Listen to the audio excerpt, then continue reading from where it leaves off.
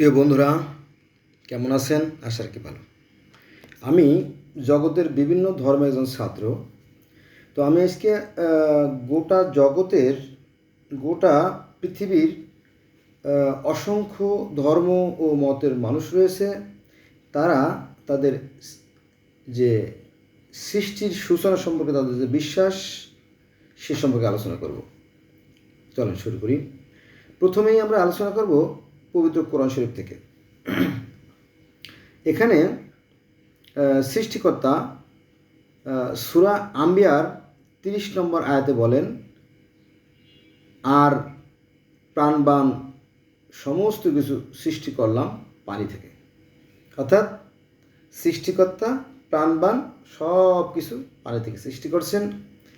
এই কথা আছে তাওরাতে, জবুরে, বাইবেলে, ইঞ্জিলে, কোরআনে, বেদে, অসংখ্য জায়গায়।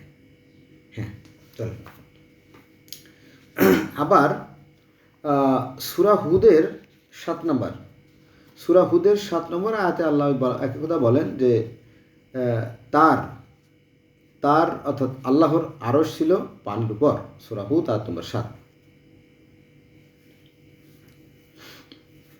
এবার আমরা চলে যাব কোরআন শরীফ থেকে চলে যাব বেদে। বেদ সনাতন ধর্ম বা হিন্দু ধর্মের সবচেয়ে গুরুত্বপূর্ণ এবং পবিত্র গ্রন্থ। সেখানে বলা হয়েছে যে সৃষ্টির সময়ে প্রলয়কালীন মহাসমুদ্রের মধ্যে পরমেশ্বর তপ ও কর্ম ছিল। এটা আছে অথর্ববেদের 2য় অনুবাদ 5ম বাক্য, বেদের পৃষ্ঠা নম্বর 959।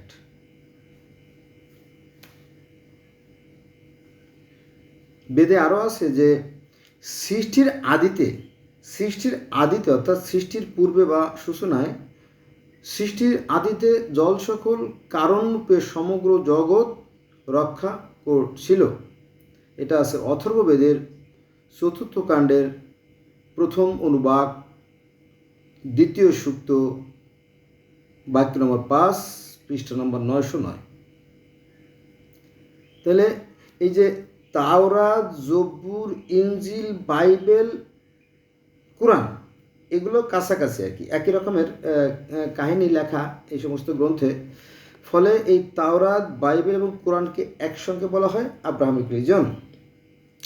তো আমরা এগুলো পেয়ে গেলাম। বাইবেলের একদম শুরুতেও লেখা আছে যে সৃষ্টিকর্তা পানির উপরে আত্মার উপর অবস্থান করেছিলেন, তারপরে তিনি সৃষ্টিকার্য সূচনা করলেন। তাহলে আমরা পেয়ে গেলাম একই কথা। এবার আমরা আরেকটা বাক্য আলোচনা করব। এখানে বলা হয়েছে সর্বপ্রথমে একদম শুরুতে অন্ধকারের দ্বারা অন্ধকার আবৃত ছিল, সমস্তই ছিল চিহ্নবর্জিত মানে কোনো কিছুই ছিল না, সে কথা বলা হয়েছে এখানে। সেই সৃষ্টির সূচনা লগ্নের কথা বলা হয়েছে। ও চতুর্দিকে ছিল জলময়। এটা আছে ঋগ্বেদের 9ম মণ্ডলের 129 সূক্ত। আপনারা যদি দেখেন যে জেনেসিস অর্থাৎ ওল্ড টেস্টামেন্টেও এক কথা বলা আছে যে শুধু ছিল অন্ধকার আর অন্ধকার, সেই অন্ধকারের ভিতরে ঈশ্বরের আত্মা অবস্থান করতেছিল। তারপরে তিনি সেখান থেকে সৃষ্টিকার্য সূচনা করেন, বললেন আলোকিত হলো। তারপর দিন হও, রাত হও, মাটি থেকে পানি থেকে সব কিছু গজিয়ে উঠুক, গাছ দেখা দেখ, পশু পাখি কীট পতঙ্গ দেখা দেখ। এইভাবে আস্তে আস্তে তিনি 6 দিনের সৃষ্টিকার্য সূচনা করলেন। তারপরে তিনি 7ম দিনে বিশ্রামে চলে গেলেন। এটা আছে ওল্ড টেস্টামেন্টের কথা। আর কোরআনে আছে 6 দিনের সৃষ্টির কথা, 6 দিনে সৃষ্টি করেন। এটা আবার কোথায় আছে? এই অন্ধকার আর অন্ধকারের কথাটা, শুধু অন্ধকার আর অন্ধকারের কথা অসংখ্য ধর্মে আছে। কটার কথা বলবো বলেন? ইসলাম ধর্মে আছে অন্ধকার আর অন্ধকার ছিল, বাইবেলে আছে অন্ধকার ছিল, তাওরাতে আছে অন্ধকার ছিল, বেদেও বলা আছে অন্ধকার ছিল, মিশরীয়তে বলা আছে অন্ধকার আর অন্ধকার ছিল। এর মধ্যে অসংখ্য ধর্মে আছে, সেখানে যাব না, তাহলে ভিডিও লম্বা হয়ে যাবে। আচ্ছা, এবার আসেন জলপূর্ণ সমুদ্র হতে সাং বৎসর জন্মালেন। এটা আছে ঋগ্বেদের নবম মণ্ডলের 190 সূক্তে, বেদের পৃষ্ঠা নম্বর 552। এবার আমরা চলে যাব আরও আরও আরও পিছনে, অর্থাৎ প্রাচীনতম যে সমস্ত ধর্ম আছে সে সমস্ত জায়গা। সেখানে অনেক কথাই বলা আছে যে অন্ধকার ছিল, তারপরে সেখান থেকে আবার পানি সৃষ্টি হলো, পানি থেকে পরে আবার ডিম্ব সৃষ্টি হলো, ডিম্ব থেকে পরে আবার পৃথিবীর সব কিছুর নকশা তৈরি হলো, তাই না? একটা বাড়ি যখন করি তখন আমরা আর্কিটেক্ট দিয়ে, তাই না, তারপরে সিটি কর্পোরেশন অনুমোদন নিয়ে অনেক কিছু করি না? তো সেই কথাই সৃষ্টি সূচনা লগের কথা। এটা হচ্ছে আপনার প্রাচীন সভ্যতা, প্রাচীনতম সভ্যতা। এখানে কোনো দিনক্ষণ নাই। ইসলাম ধর্ম তো আজ থেকে 1400 বছর আগে একটা তারিখ আছে, পরিচয় আছে, কিন্তু এদের কোনো পরিচয়হীন। এখানে একটা কথা বলা দরকার, সেটা হচ্ছে আগেকার দিনে কিন্তু বিয়ে শাদী কিন্তু ওই রেজিস্ট্রি হতো না, শুধুমাত্র সরা কলম দিয়েই কাজ হয়ে যেত। কলমা ফলায় ছেড়ে দিত, বাস, তাদের সংসার পার হয়ে যেত। অনেকটা এরকম তো বিষয়টা। প্রাচীন সভ্যতা বলতে সেখানে কোনো খ্রিস্টাব্দ নাই, খ্রিস্টপূর্বাব্দও নাই, অতীতে, সুদূর অতীতে। সেখানে কি বলা হয়েছে দেখেন, যে শুধু অন্ধকার ছিল, শুধু ছিল অন্ধকার আর অন্ধকার, পানি আর ঈশ্বর বোম্বা। একদিন ঈশ্বর বোম্বার ভীষণ পেট ব্যথা হলো। বোম্বার পেট ব্যথার ফলে পেট থেকে বের করে দিল সে চন্দ্র, সূর্য, গ্রহ, নক্ষত্র, পৃথিবী, আকাশ, সব কিছু। অর্থাৎ তার থেকেই সৃষ্টি।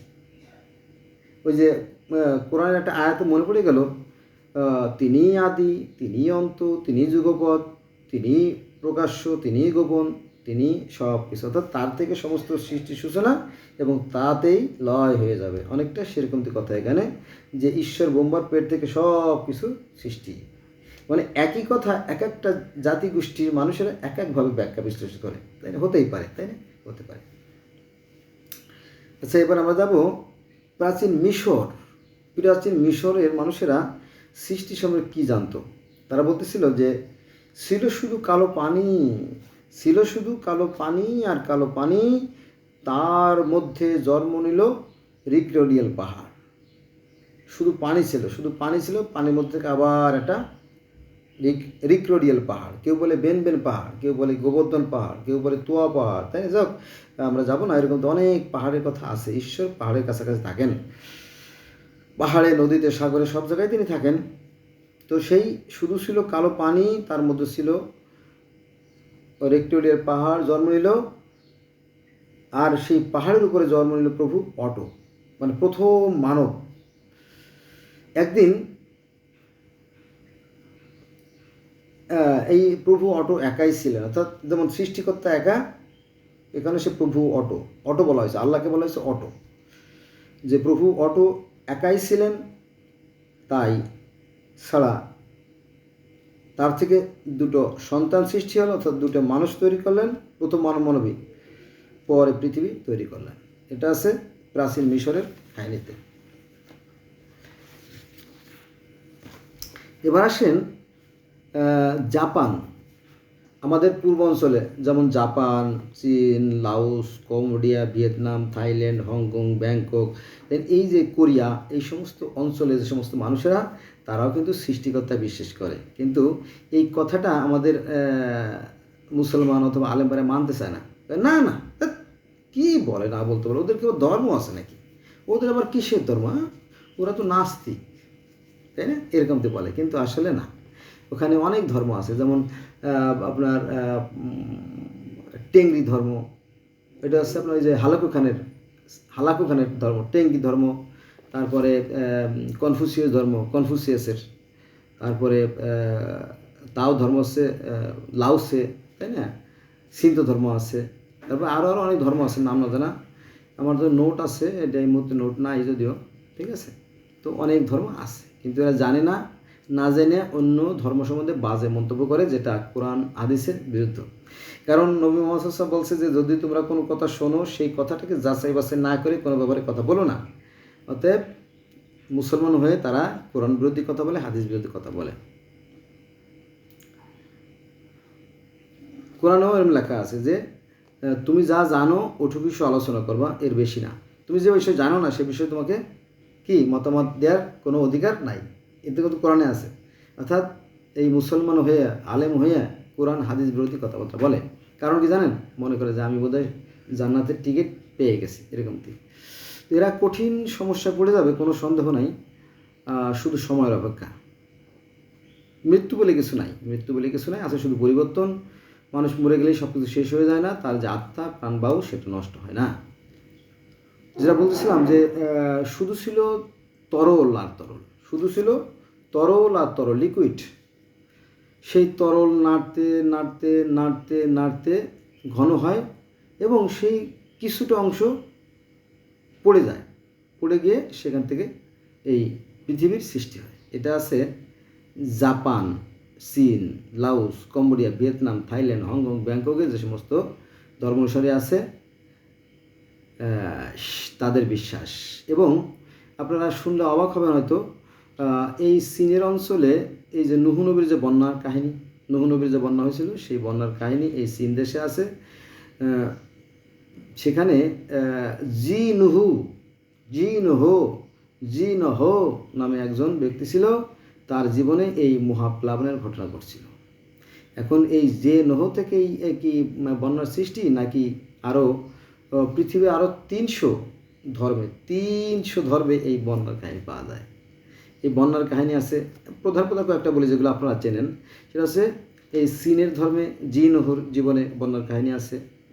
তারপরে আপনার আমাদের সনাতন ধর্মে বৈবৎস মনু, অর্থাৎ মনুর জীবনে বা মৎস্য অবতার যে কাহিনী, সেখানেও সেই বন্যার কাহিনী আছে। আর তাওরাত, জবুর, ইনজিল, বাইবেল, কোরআনেও সেই বন্যার কাহিনী আছে। এই কথা বলতে গেলে কয়েকশো ভিডিও করা দরকার। আমি শুধু আপনাকে ইঙ্গিত দিয়ে দিচ্ছি যে এইগুলো সব জায়গায় আছে। আপনারা ধর্ম নিয়ে বাড়াবাড়ি করবেন না, হ্যাঁ, ভালো হওয়ার চেষ্টা করুন, পৃথিবীতে শান্তি প্রতিষ্ঠা করুন। এবার আসেন আরেকটা ধর্ম, সেটা হচ্ছে যে কেবল চারিদিকে ছিল অন্ধকার আর অন্ধকার, তারপরে সেই পানি শুকিয়ে গিয়ে তারপরে পৃথিবীর সৃষ্টি হলো। মানে উপরিভাগটা শুকিয়ে গেল আর নিচের ভাগটা পানিতে রয়ে গেল আর কি। এটা আছে আফ্রিকার একটা ধর্ম, সেটা হচ্ছে বোসঙ্গ জাতি।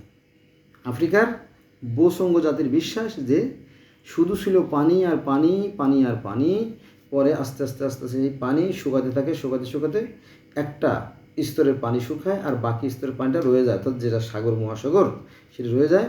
এখান থেকে এই পৃথিবীর সৃষ্টি বিশ্বাস, তার মানে পানি থেকে সৃষ্টি, এ ব্যাপারে কোনো সন্দেহ নাই। আচ্ছা, এবার আমরা চলে যাব বাইবেলের সেই আদি পুস্তকের 1-1 বলা আছে যে পানির উপরে ঈশ্বরের আত্মা অবস্থান করছিল। তারপর বলল তিনি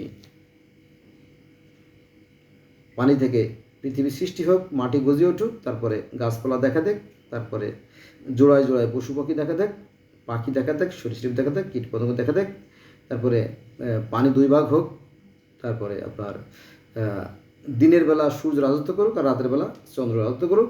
সব কিছু যখন করা হয়ে গেল, তারপরে তিনি, অর্থাৎ সেই সৃষ্টিকর্তা ঈশ্বর, তিনি তার মতো করে মানব আকৃতি করলেন, মানবকে সৃষ্টি করলেন।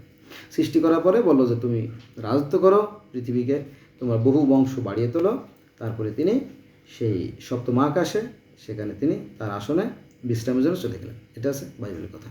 কোরআনেরও মধ্যে কথা আছে যে ঈশ্বর, তাই না, সেই সপ্তম আকাশে থাকেন এবং তিনি 6 দিনে সৃষ্টি করেছেন, এরকমটি কাহিনী আছে। এবার আসেন বিজ্ঞান, মোস্ট ইম্পর্ট্যান্ট একটা পয়েন্ট। বিজ্ঞানীরা বলতেছে যে সকল সৃষ্টির মূলে এই পানি, বিজ্ঞানীরা।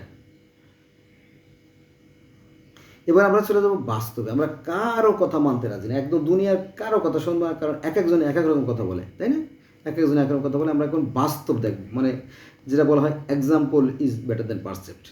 বাস্তবে যদি আমরা দেখি তাহলে দেখা যাবে হ্যাঁ, এই যে দেহ আমাদের, এই দেহের অধিকাংশই পানি।